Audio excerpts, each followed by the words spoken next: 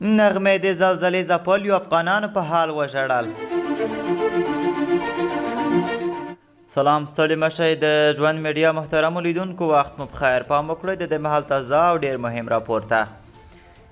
د افغانستان وتلې سندرغاړې ښاپیرۍ نغمې په افغانستان کې د وروستۍ زلزلې د قربانیانو له کورنیو سره د مرستو غږ وکړ.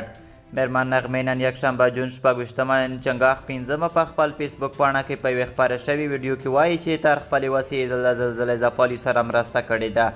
هغه وایي چې د زلزلې د قربانیانو تصویرونو په لیدو ډیره خواشیني شوې ده او له دې خبرې سره په ژړا شي وایي دې حالت دومره دردولي چې نه یې شي بیانولی. هغه له ټولو افغانانو او نورو څخه غواړي چې د قربانیانو د کورنیو لاس ونیسي. ښاپیرۍ نغمه وایي راځئ چې ویره او ماتم یوې خواته پرېږدو او د خپلو هیوادوالو غم ځپلیو سره مرسته وکړو ځکه دا وخت د مرستې دی او باید یو بل په درد وخورو که کم کومک هم وي د دوی په درد خوري. د تیرې چهارشنبې په شپه په افغانستان کې زلزله وشوه چې په پکتیکا او خوست کې ډیر مالي او ځاني زیانونه واړول.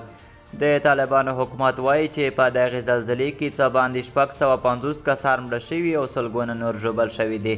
همداراز سلګونه کورونه هم ویجاړ شوي دي. په خیریه ټولنو سربیره په بهر کې یو شمېر میشتو افغانانو هم د زلزلې له قربانیانو سره د مرستو راټولول پیل کړي دي چې تر دې دمه سلګونه زره ډالر ټول شوي دي چې له ډلې افغان کرکټر راشد خان دی چې په لندن کې 100,000 پاونډه ټول کړي دي.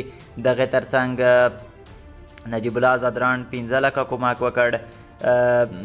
رحمان الله ګرباز د افغانستان کرکټ ملي لوبغاړی هغه هم کومک کړی دی. د پاکستاني لوبغاړو له ډلې محمد رضوان 15 لکه کومک وکړ.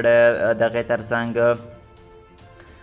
هاردیک پانډیا د هندوستان لوبغاړی 15,000 ډالره کومک وکړ او داسې نورو لوبغاړو زیات کومکونه وکړل افغانستان سره. خو تر ټولو ډیره مرسته چې ټوله کړې د هغه راشي ده چې 1,00,000 پاونډه یې په لندن کې ټوله کړې ده او تر اوسه رسېدلې نه ده.